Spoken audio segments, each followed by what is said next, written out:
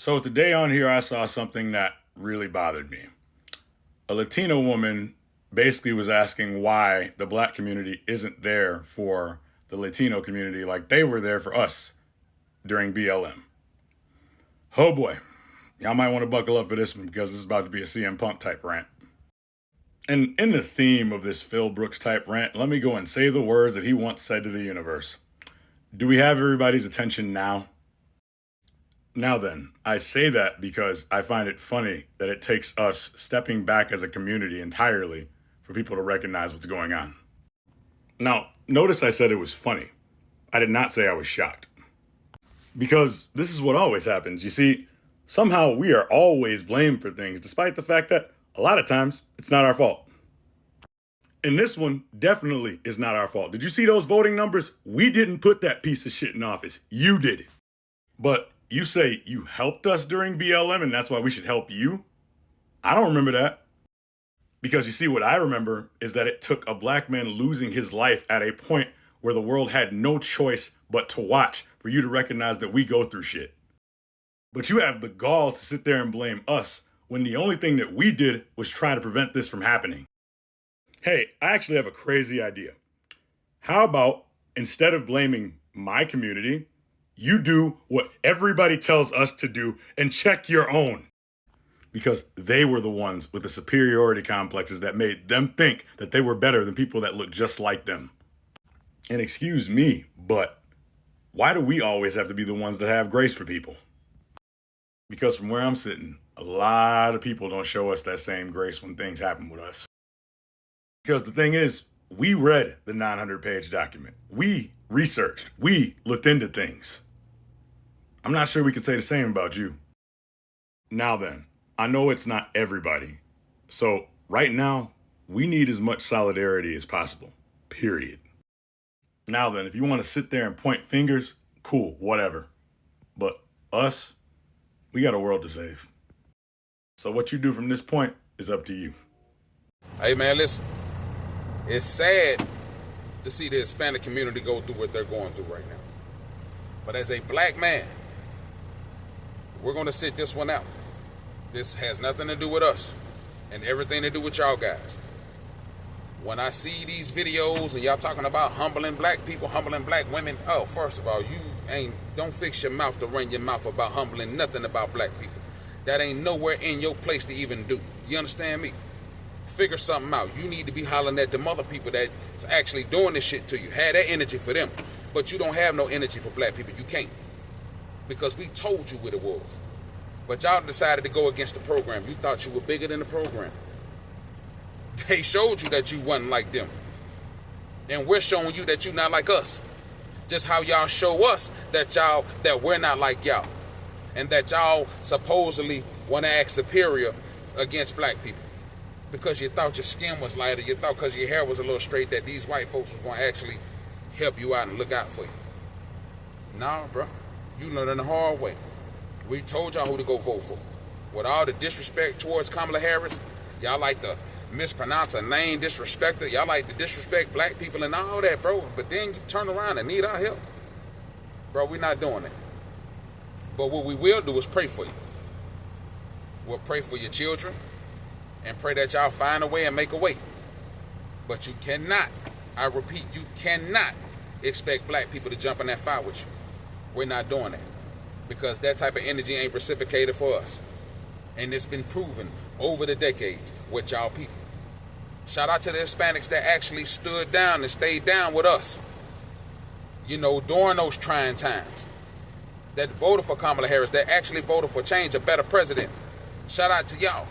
But your counterparts, not so much. Y'all got to figure that out. Get it out the mud, do what you need to do, but take some accountability for your actions. And aim that anger to the ones where it really need to go. Because you can't bark up this tree.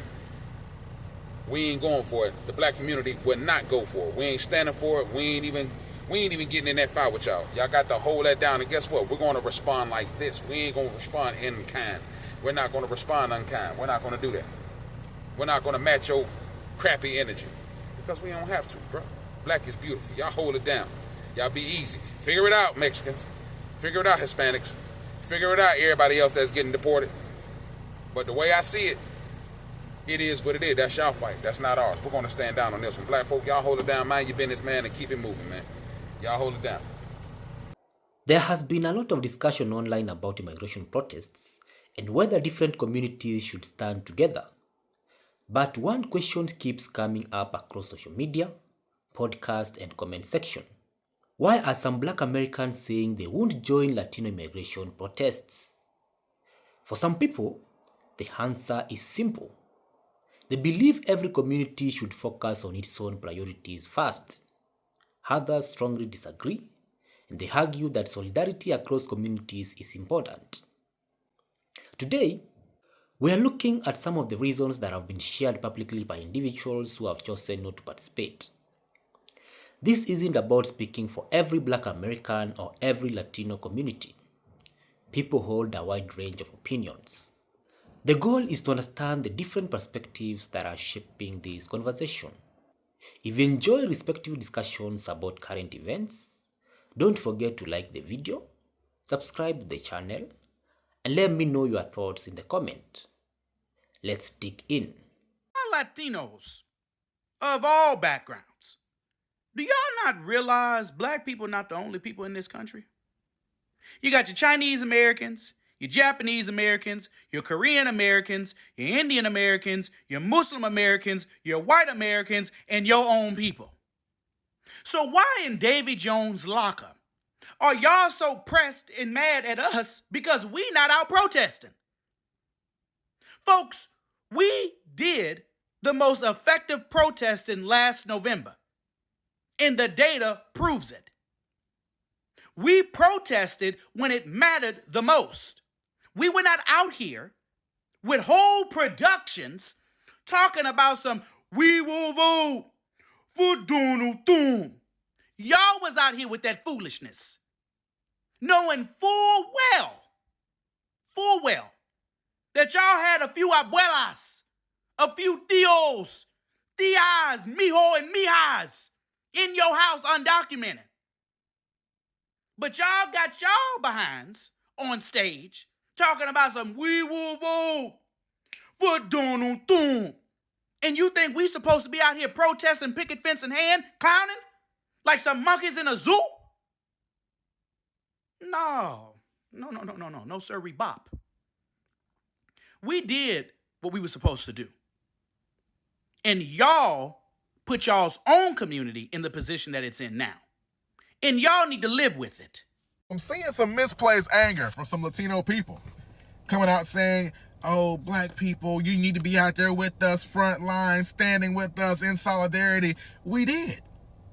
We stood with y'all in their voting booth. Black people voted in solidarity against that man. I'm not saying this is not our fight.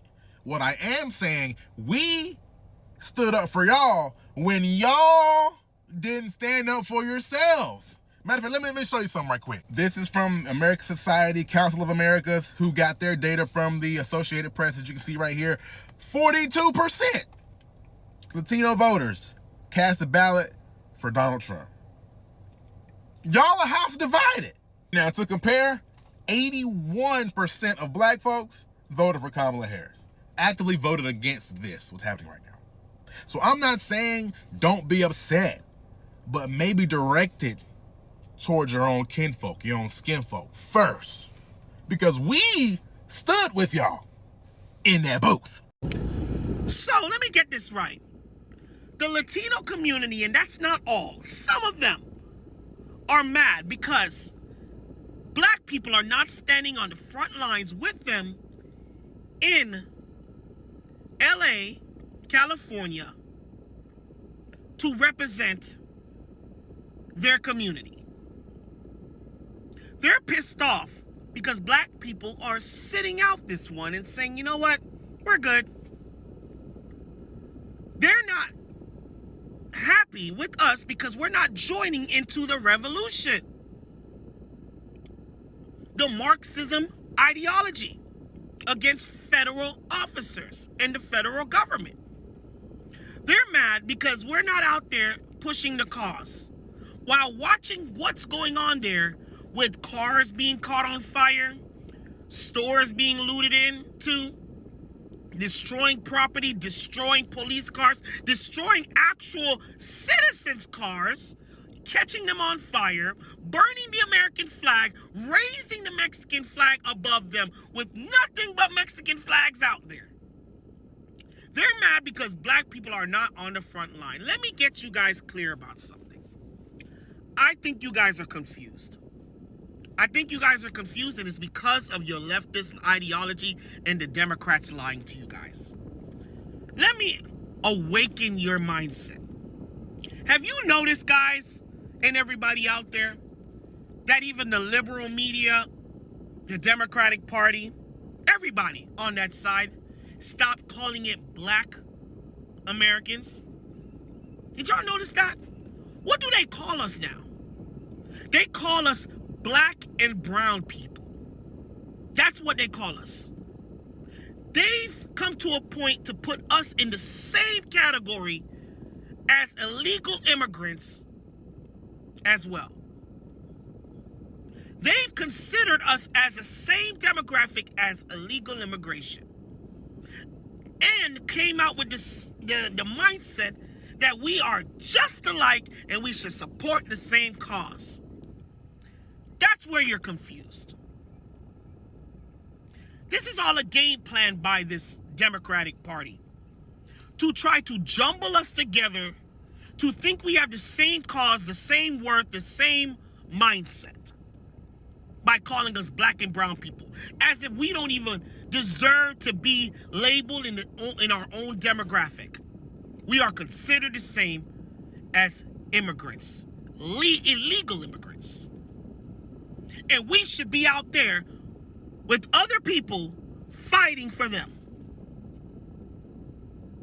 Newsflash, hell no. This ain't a black or white issue. This ain't a black, white, Spanish, Chinese, none of that issue. This is an immigration issue. It's real interesting how y'all lose your minds for pushing the laws, to have the laws enforced, but there was no complaints when the laws were being broken by letting all of y'all cousins, friends, sisters, brothers, everybody across the border breaking immigration law. Now it's being enforced, everybody's crying wolf. And they want black Americans to be the sacrificial lambs to be on the front line. Once again. That's what they want. This is an American issue. If you don't want to be in America, leave. You're burning cars, you're hurting police officers, immigration officers, federal officers. That's obstruction if I know what obstruction is. And you want us to be on the front lines for this. See, black and white and all may not see it eye to eye, but one thing that is a fact is this is all of our country. You hear black Americans all day that's proud to say, we built this country. They don't agree with destroying this country in the name of illegal immigration. And it's not happening. People may not like the certain things that happen in America, may feel disenfranchised, may not feel that things are fair, but one thing that is a fact is that it's all of our America. And we're not going to come down there to destroy America in the name of illegal immigrants, which by demographic was flooded into the same neighborhoods that you're asking for help from. Disenfranchising black Americans, taking away resources from those same black Americans in the name of illegal immigration. You're sadly mistaken, guys. I love you to death, but this is not our fight. This is nobody's fight for Americans to sit there and promote illegal immigration. Immigration laws needs to be upheld. If me and a group of black Americans ever went to Mexico, burned a Mexican flag, and held up an American flag, they wouldn't unalive us on the spot. They would torture us, and then unalive us in the most cruel way on earth. That's how privileged you guys are, that you guys could feel that you could burn an American flag and raise a Mexican one in America. I'm personally telling you guys, if this is your mindset down there, I hope you guys get held to the highest point of the law, because this is a privilege to be in America. You don't have to be here. You're here because of the craziness and the unfair treatment in your other countries. So how the hell you come here as a guest and destroy a person's home? How do you come into my home, tear everything up, and dictate how I throw your ass out? Black Americans, sit the fuck out of this. Because we're American first. We may have discrepancies with how things are treated, but at the end of the day, this is your America too. If you're out of here, where are you gonna go? Africa don't care about black Americans. They don't like us. Nowhere else likes us. America has us because America is our home too. So sorry, we're not going out there to burn shit up, destroy things, loot, destroy people's communities, do all this stupid stuff for somewhere where is our home? No, it's not happening. It's not happening. So much love to you guys, but damn sure you're here as a guest, and immigration laws need to be upheld by the most. And if you don't believe it, go look at the polls. Donald J. Trump is completely supported by majority of America to get these immigration laws upheld on illegal immigration. Stop it, guys. This is America. If you're not happy, go back home. One of the most common reasons mentioned is that people believe every community has the right to decide which issues deserve its time and energy. Some Black Americans say they are focused on concerns they feel directly affect their own neighborhoods, such as education, affordable housing, employment opportunities, healthcare, or public safety. From that perspective, they argue that supporting another movement isn't necessarily something they feel obligated to do. Others respond by saying that many social issues are connected and that cooperation between communities can strengthen everyone's voice. These different viewpoints show that people can agree on the importance of civil participation while disagreeing about where they should personally invest their time. Another point raised in online discussion involves expectations around solidarity. Some people say they feel that support should be mutual. They ask whether different communities have consistently shown up for one another during difficult moments. Others argue that solidarity shouldn't depend on keeping scores. They believe standing with one another should be based on shared values rather than past disagreements. These conversations often become emotional because they involve personal experiences, history, and trust. At the same time, it is important to remember that no community speaks with one voice. Within every group, there are people who support cooperation and others who believe each community should organize independently. Whether someone chooses to participate in a protest is ultimately a personal decision. People make those choices for many different reasons: political beliefs, personal experiences, family priorities, or simply because they think their efforts are better spent elsewhere. At the same time, many people continue to believe that working together across communities can help address challenges that affect anyone. Reasonable people can disagree about the best approach while still respecting each other's right to participate or not participate in civic action. Understanding those differences is often more productive than assuming everyone within a community thinks the same way. Now, to conclude, this conversation isn't likely to end anytime soon.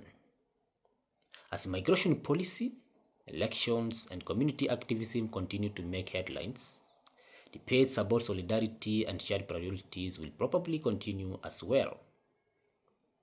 The important thing is to remember that opinions expressed online don't necessarily represent entire communities. Every individual has got the right to decide which causes they support and how they choose to get involved. Now, I would like to hear from you.